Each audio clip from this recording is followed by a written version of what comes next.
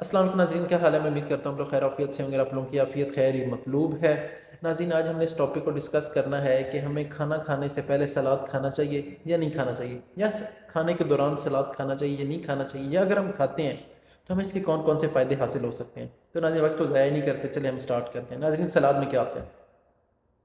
हमारे पास नॉर्मली सलाद में आ जाता है जी, गाजर है, मूली है, सलाद के पत्ते आ जाते हैं, टमाटर जूस कर लेते हैं, हम प्याज जूस कर लेते हैं, बंद गोभी भी जूस कर लेते हैं। ये जितनी भी नाज़रीन आप सलाद में चीज़ें यूज़ करते हैं, इन सब में एक चीज़ कॉमन है, वो है फ़ाइबर। ठीक है। फ़ाइबर क्या है, ये इसी तरह की एक चीज़ है जैसे गंदम के ऊपर छान होता है या चोकर होता है, सेम फ़ाइबर भी ये होता है और हमारे लिए नहायत ज़रूरी है। अगर आप सलाद खाने से पहले खा लेते हैं, अच्छा एक नाज़रीन इसके अंदर आपने एक और चीज़ ऐड करनी है। आप जब भी सलाद बनाते हैं ना, तो आपने उसके अंदर थोड़ी सी मिकदार ना अचार की ज़रूर इस्तेमाल करनी है। क्यों, वो भी मैं आपको बताता हूँ। अच्छा नाज़रीन, आपको मैंने जितनी भी चीज़ें बताई हैं, इनके अंदर जो फ़ाइबर है, कौन सा फ़ाइबर मौजूद होता है, सॉल्युबल भी होता है, इनसॉल्युबल, दोनों तरह के इनके अंदर फ़ाइबर मौजूद होते हैं। तो उसके नाज़रीन हमें क्या फ़ायदा होने वाला है। नाज़रीन, सबसे पहला जो आपको इसका फ़ायदा होने वाला है वो ये है कि जो फ़ाइबर है ना, ये क्या करता है कि ये अपने अंदर पानी को जज़ब कर लेता है और भारी होना शुरू हो जाता है। जैसे आप चोकर पे पानी डालते हैं, टिश्यू पेपर पे डालते हैं, कागज़ पे डालते हैं, तो वो अपने अंदर पानी को जज़ब करना शुरू हो जाता है। जब ये अंदर अपने अंदर पानी को जज़ब कर लेता है, तो उससे क्या होता है कि आप जो भी खाना खाते हैं, जो खाना हज़म होने के बाद आपकी आंतों से होती है, खाना बाहर निकल जाता है, वो क्या होता है कि वो वज़नी होना शुरू हो जाता है। वज़नी होता है तो उसका फ़ायदा क्या होता है, क्योंकि उसने पानी को जज़ब किया होता है। वज़नी होने का फ़ायदा ये होता है कि आपको कॉन्स्टिपेशन नहीं होती, आपको कब्ज़ नहीं होती, पहली चीज़। दूसरी क्या चीज़ मैं आपको बताने लगा हूँ कि जो इसका सबसे ज़्यादा आपको फ़ायदा होगा कि अगर आप कोलेस्ट्रॉल के पेशेंट हैं, आपका कोलेस्ट्रॉल हाई रहता है, तो अब आपका कोलेस्ट्रॉल हाई नहीं होगा बल्कि कम होना शुरू हो जाएगा। वो क्यों?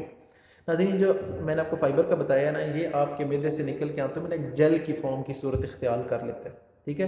बिल्कुल एक आप समझे गाढ़ा सा लिक्विड जैसे गम टाइप होता है। उससे क्या होता है कि ये जो कोलेस्ट्रॉल आपके जो हम डाइट में ले रहे होते हैं, जो खाने के अंदर मौजूद होता है, ये क्या होता है कि ये जेल सा होता है, ये उसे अपने साथ जोड़ लेता है। बिल्कुल आप समझिए जैसे चिपका सा लेता है। फिर क्या होता है कि वो आपकी आंतों में कोलेस्ट्रॉल जज़ब नहीं हो पाता, और फिर क्या होता है कि आपके ब्लड में जो कोलेस्ट्रॉल लेवल है बॉडी में, वो कम होना शुरू हो जाता है। तो नाज़रीन, ये इसके दो बड़े फ़ायदे हैं। तीसरी क्या चीज़ है कि जब आपने ये सलाद लेंगे ना, क्या होगा कि मैंने आपको बताया कि अंदर पानी को जज़ब कर लेता है, पानी को जज़ब कर लेता है, उससे आपको एक फ़ीलिंग आएगी फुलनेस की, कि आपको पेट भरा भरा फ़ील होगा, क्योंकि वो जो आपके अंदर फ़ाइबर मौजूद था उसने पानी को जज़ब कर लिया और वो हैवी हो गया। उससे क्या होगा कि आप खाना कम खाएंगे। खाना कम खाएंगे तो उससे क्या फ़ायदा होगा, आपका वज़न कम होना शुरू हो जाएगा। यानी कि अगर आप सलाद खाने से पहले खाते हैं तो उसके क्या क्या फ़ायदे हैं। एक तो आपका वज़न कम होगा, कोलेस्ट्रॉल कम होगा, आप कॉन्स्टिपेशन भी आपको नहीं होगी।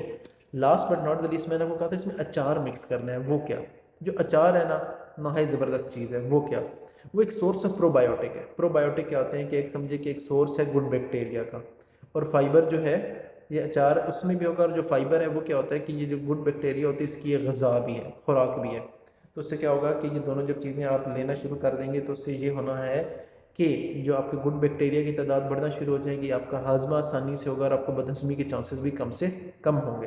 लाजिम मैं उम्मीद करता हूँ आज का सेशन आपके लिए फ़ायदेमंद रहा होगा। किसी किस्म का कोई सवाल हो तो कमेंट बॉक्स में पूछ सकते हैं। अपने होस्ट समर को इजाज़त दें। अल्लाह हाफिज़।